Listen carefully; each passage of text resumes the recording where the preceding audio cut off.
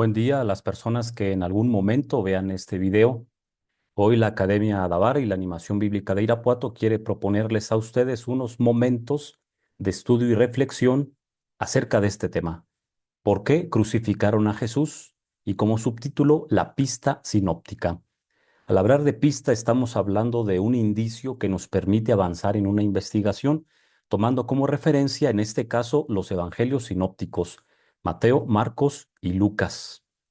Que estos breves minutos nos ayuden a redescubrir el tesoro de la Sagrada Escritura que tenemos en nuestras manos y que este día santo, en esta Semana Santa, podamos seguir avanzando en nuestro camino de conversión. Solamente una cosa, por el tiempo, que no es muy extenso, no vamos a dar una conferencia magistral, sino más bien más divulgativa, evitando ciertos conceptos muy técnicos propio pues del estudio de la Sagrada Escritura. Bien, ¿qué es lo que vamos a ver en estos breves minutos? De una vez aquí señalando con la pluma. Bueno, pues la pista sinóptica, ya hemos dicho a qué me estoy refiriendo con pista. ¿Qué interpretación da San Marcos? ¿Qué interpretación da San Mateo y San Lucas? Finalizando con una síntesis conclusiva. Muy bien, la pista sinóptica. Vean. Durante su vida pública, Jesús tuvo muchos enfrentamientos con las autoridades de su tiempo. Varias veces estuvieron a punto de apresarlo y darle muerte, pero no pudieron por temor a la reacción de la gente. Efectivamente, si nosotros tomamos el Evangelio, vemos la vida de Jesús, nos damos cuenta de que Jesús tuvo pues ahí algunos desacuerdos con fariseos, con gente importante gobernante en cuestiones de la ley, cómo él vivía la ley. Nosotros sabemos que él curaba en sábado, tocaba leprosos, se juntaba con gente de mala fama. Bueno, pues eso. Sin embargo, en cierto momento de la vida de Jesús, él hizo algo que colmó la paciencia de estos gobernantes y los llevó a tomar la decisión de acabar con su vida. La pregunta es, ¿cuál fue ese incidente? Que se dijera, bueno, esto que hace Jesús, lo toleramos de alguna manera, no estamos de acuerdo, pero esto sí ya no. Esta es la gota que derrama el vaso. ¿Qué fue lo que sucedió? Muchos de ustedes, yo creo que ya por la imagen que están viendo, saben de qué se trata. Los sinópticos nos dan una primera pista, porque el Evangelio de Juan nos va a dar otra, pero en este tema no está considerada. Bien, entonces, ¿cuál es esta pista que nos dan los sinópticos? Ese incidente fue la expulsión de los vendedores del templo de Jerusalén. Ese día ocurrió algo que los sacerdotes, la gente gobernante, dirigente, fue donde dijo, ya no, ya basta, esto ya no lo podemos tolerar. Cuando uno se acerca al estudio del Jesús histórico y se emplean criterios de historicidad, los especialistas en este tema dan como un hecho real que este acontecimiento en el templo realmente ocurrió y fue auténtico y verdadero. ¿Qué sucedió realmente? Eso es lo que no podemos saber con certeza. Y cada evangelista ha interpretado este acontecimiento de la vida de Jesús desde su propia perspectiva teológica. De hecho, en el Nuevo Testamento no podemos hablar de una teología del Nuevo Testamento, tendremos que hablar de teologías del Nuevo Testamento. Y lo mismo el Antiguo Testamento, no podemos hablar de una teología del Antiguo Testamento, sino de teologías del Antiguo Testamento. Fíjense, entonces estamos poniendo este criterio importante. De acuerdo a los criterios de historicidad, es un hecho real, ocurrió. ¿Qué pasó con exactitud? Eso es lo que los evangelistas han dado una diferente interpretación. Teológicamente podemos decir que Jesús, expulsando a los vendedores del templo, está realizando un signo profético importante, un signo profético. Bien, quise poner aquí una tabla comparativa. para que veamos las convergencias y las divergencias cuando estamos hablando de evangelios sinópticos. Pues bueno, ustedes saben que normalmente pues siempre se ponen en columnas para ver las convergencias y las divergencias. El relato de la expulsión de los vendedores del templo están aquí las citas: Mateo capítulo 21 y sus versículos, Marcos 11 y sus versículos, y Lucas 19. Fíjense, Lucas 19 solamente tiene 2 versículos, es la versión más breve. Bien, ¿cuáles son las convergencias que los 3 evangelios sinópticos, San Mateo, San Marcos y San Lucas, coinciden? Bueno, Jesús entra en el templo y comienza a echar de allí a los vendedores y compradores, vuelca las mesas de los que cambian dinero y los puestos de los vendedores de palomas. Marcos prácticamente dice lo mismo que Mateo. Y bueno, también se dice que la casa de oración, como está escrito, mi casa es casa de oración, pero lo han convertido en cueva de ladrones. Lo mismo dice Marcos. Ahora, Lucas, que es breve, solamente dice que Jesús entra al templo y comenzó a echar de ahí a los vendedores. No dice que volcó mesas, que les volcó los puestos a los vendedores de palomas. No. Pero también coincide en la expresión, mi casa es una casa de oración, pero lo han convertido en cueva de ladrones. ¿Cuáles son las divergencias? Mateo dice que después de que Jesús hace esto, se acercan a él algunos ciegos y cojos y los cura. Eso no va a decir Marcos, ni mucho menos Lucas. Y para acabarla, ahí en el templo, algunos niños gritan, Hosana al hijo de David. Esto es exclusivamente de Mateo. Marcos no lo va a decir, Lucas menos, porque es la versión más corta. Ahora, ¿qué divergencia hay con Marcos? Marcos dice lo mismo, mi casa será llamada casa de oración, pero agrega para todas las naciones, cosa que no dice Mateo ni Lucas. Marcos sí lo dice, mi casa será casa de oración para todas las naciones. Y Marcos dice también que la gente estaba asombrada de la doctrina de Jesús. Muchas veces en cuestiones de análisis sobre la Biblia, estudio de Sagrada Escritura, los pequeños matices y las diferencias nos dan la clave teológica muchas veces para comprender varias cosas de la Sagrada Escritura. Muy bien. Eh, Pueden pausar el video o volverlo a escuchar, ustedes mismos ir con la Biblia y ver textualmente lo que se dice. Bien, la presencia de los vendedores en el templo. ¿Por qué estaban ahí los vendedores? Bueno, vamos a considerar 2 puntos. ¿Por qué están en el templo aquellos vendedores? Primero, porque cuando un judío quería ofrecer sacrificios a Dios, acuérdense que el libro de Levítico pues es un catálogo prácticamente de sacrificios y qué animales sí y qué animales no. El judío no podía llevar cualquier animal al templo, debería de cumplir y debe de cumplir con ciertas características. Los vendedores del templo ahorraban el trabajo y a la vez les garantizaban la pureza del animal. ¿Cómo que ahorraban el trabajo? Sí, acuérdense que había varias fiestas de peregrinación al templo en donde los judíos tenían que ir. Y si alguien iba a ofrecer un sacrificio y, por ejemplo, si venía de Galilea, que está al norte, y tenía que bajar al sur a Jerusalén, pues no podía llevar muchas veces el animal cargando porque era muy gravoso. Bueno, los vendedores del templo ahorraban el trabajo a mucha gente teniendo ya ahí el animal para el sacrificio y a la vez le tenían el sello de garantía de que ese animal realmente era puro y apto para el sacrificio. No estaban haciendo nada ilegal los vendedores del templo. Y segundo, los judíos mayores de 20 años debían pagar un impuesto anual al culto o al templo. Pero aquí hay un detalle, la moneda romana no era aceptada en el templo por tener grabada la imagen del emperador. Acuérdense, por lo tanto, tenía que haber cambio de moneda para que una moneda que sí era aceptada, monedas especiales o entre comillas legales, se pudiera dar al culto. Muy bien. Así que todo este sistema de negocio, por así decirlo, negocio religioso, era importante y era necesario.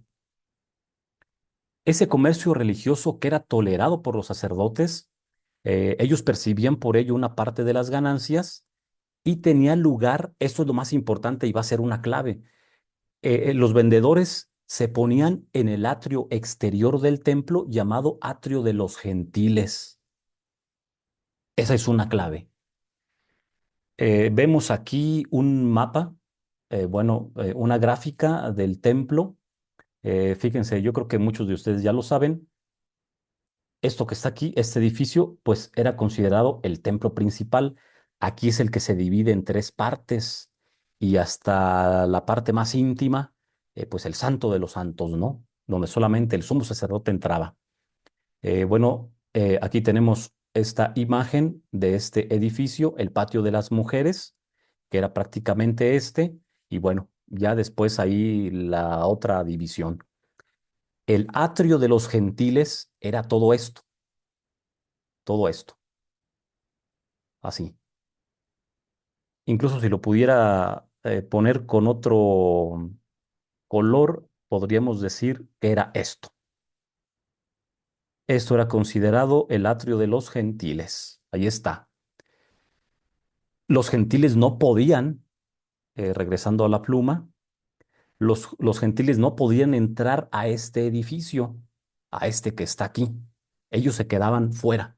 Por lo tanto, los vendedores de todo este tipo de animales, cambiar monedas, pues estaban instalados en el patio de los gentiles, ¿sí? Un detalle importante, ahora que es Semana Santa, enfrente del templo está el Monte de los Olivos. Esta es la parte sur, esta es la parte norte, esta es la parte oriental y la occidental. Muy bien. En el libro del profeta Ezequiel, como un paréntesis cultural, en el capítulo 10:11, se dice cómo la gloria de Dios que estaba en el templo abandona el templo y la ciudad y se va a posar sobre el monte que está al oriente de la ciudad. ¿Cuál es ese monte? El Monte de los Olivos.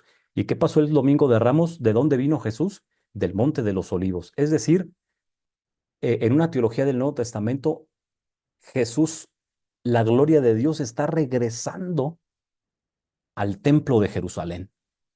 Ahí está. Pues solamente eso, ilustrarlo para que nos ubiquemos un poco. Otra cosa importante, vean esta esquina de aquí arriba, la Fortaleza Antonia, un lugar de vigilancia romana para que no hubiera altercados. Más aparte, el templo tenía sus propios guardias. Eso es importante considerar. Bien, aquí tenemos, si ustedes, regreso la imagen, si ustedes ven esta parte de acá, están dos entradas al templo, que son estas, las entradas de Hulda, la puerta triple y la puerta doble, que hoy en día, pues se ve así. Son las escaleras que estaban, esta es una zona arqueológica que está en el actual Israel. Y bueno, pues aquí están los vestigios de los arcos, en donde estaba la puerta doble y aquí la puerta triple, solamente para considerarlo. Bien, varios intentos de entender. Hoy resulta difícil saber qué pasó aquel día en el templo entre Jesús y los vendedores. ¿Por qué resulta difícil?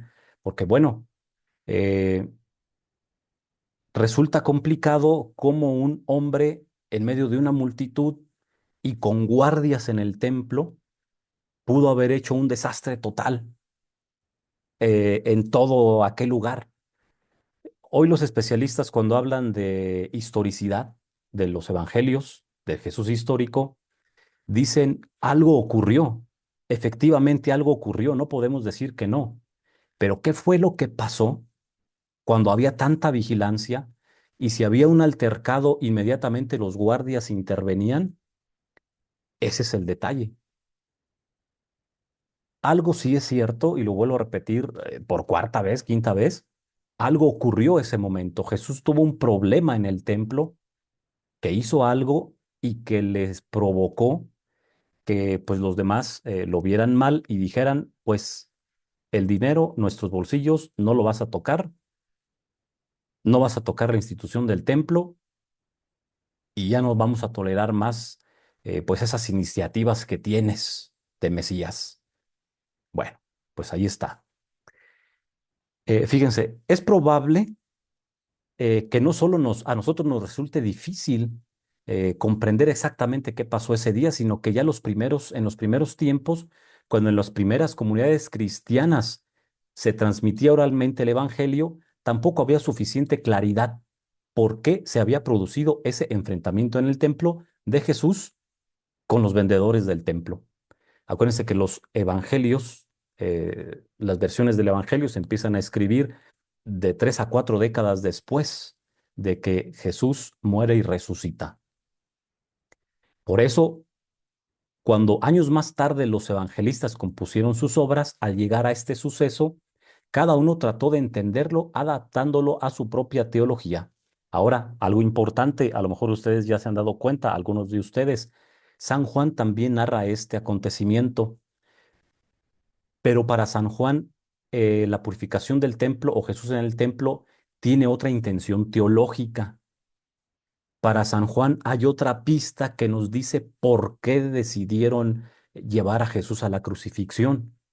Por eso no consideré al evangelista San Juan con su escrito para ponerlo en paralelo, porque el altercado en el templo para San Juan tiene otra finalidad teológica. Bien. Vamos a ver entonces la interpretación que da San Mateo. Vamos a decir cosas generales, ¿eh? Les dije que iba a ser solamente así. Él escribe para lectores de origen judío, hay que recordarlo, lo sabemos, Mateo para judíos escribe.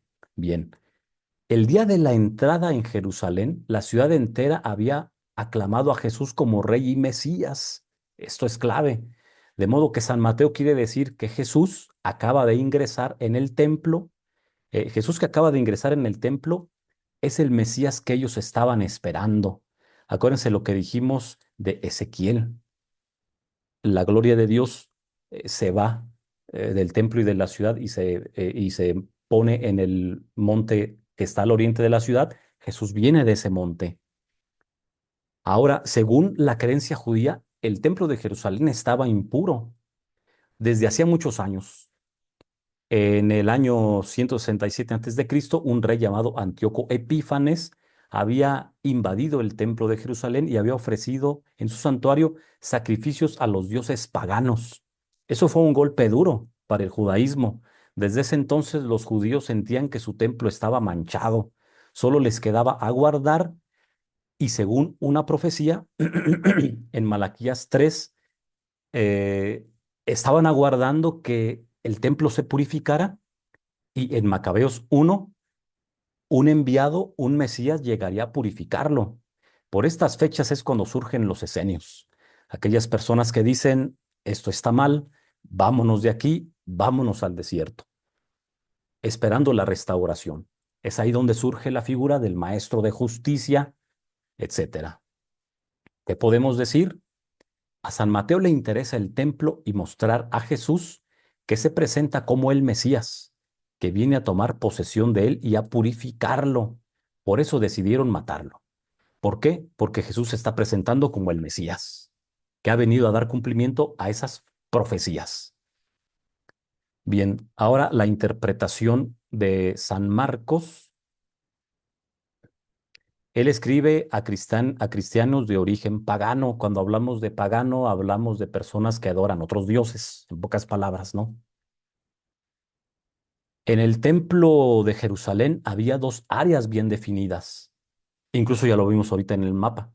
Una interior llamado el atrio de los israelitas, donde rezaban exclusivamente los judíos, y otra exterior llamada el atrio de los gentiles, que ya lo vimos, incluso pueden regresar si quieren el video, donde podían rezar los paganos. Bien, a esta zona externa, el atrio de los gentiles, Los judíos no la consideraban propiamente como parte del templo, ni la consideraban como sagrada, pues la presencia de los paganos la volvía impura. O sea que solamente una parte, el edificio principal con sus pequeños atrios, era considerado templo. El atrio más grande, el atrio de los gentiles, no lo era en la mentalidad del pueblo. Ahora, el mensaje de San Marcos parece indicar que para Jesús, el atrio de los paganos, donde estaban ubicados los vendedores y cambistas, también debía de considerarse templo por respeto a los paganos. ¿Qué quiere decir esto?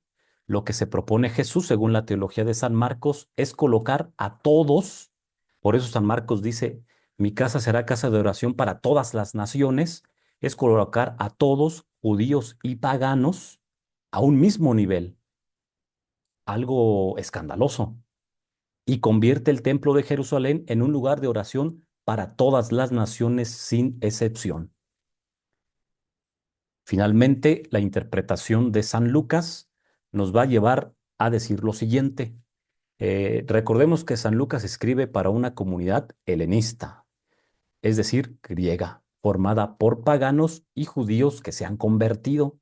Pero esta comunidad se encuentra en crisis.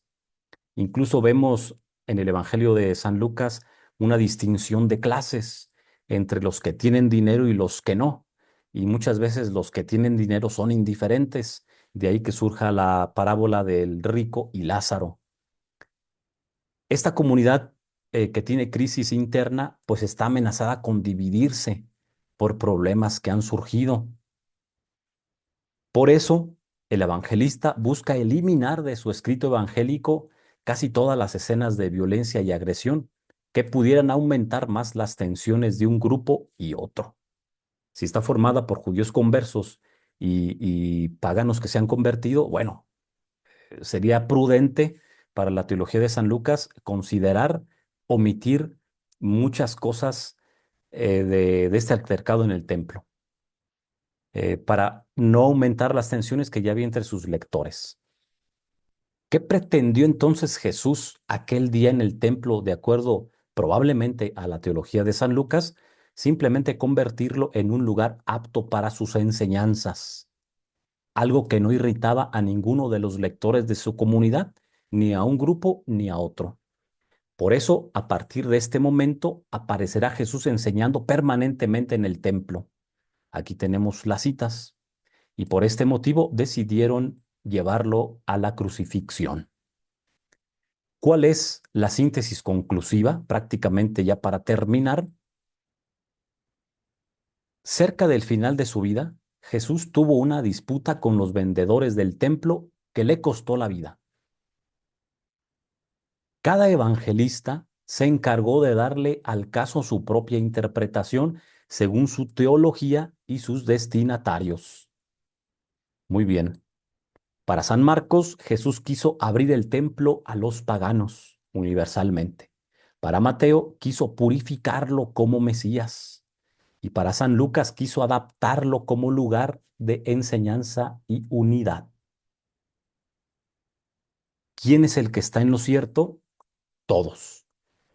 Porque Jesús murió para que no hubiera más excluidos. Marcos. Para eliminar la impureza de las intenciones torcidas de los creyentes. Mateo. Y para que lo que enseñamos sea lo que vivimos, de acuerdo a San Lucas. Pues este recorrido breve que hemos hecho desde una perspectiva analítica, desde los evangelios sinópticos, pues nos ayude a seguir pensando, meditando y lo vuelvo a repetir, redescubrir el tesoro de la Sagrada Escritura que tenemos en nuestras manos, considerando los matices, porque en los matices y en los pequeños detalles está muchas veces la clave. Te adoramos, oh Cristo, y te bendecimos, que por tu santa cruz redimiste al mundo. Gloria al Padre, al Hijo y al Espíritu Santo, como era en el principio, ahora y siempre, por los siglos de los siglos. Muchas gracias a todos por su atención.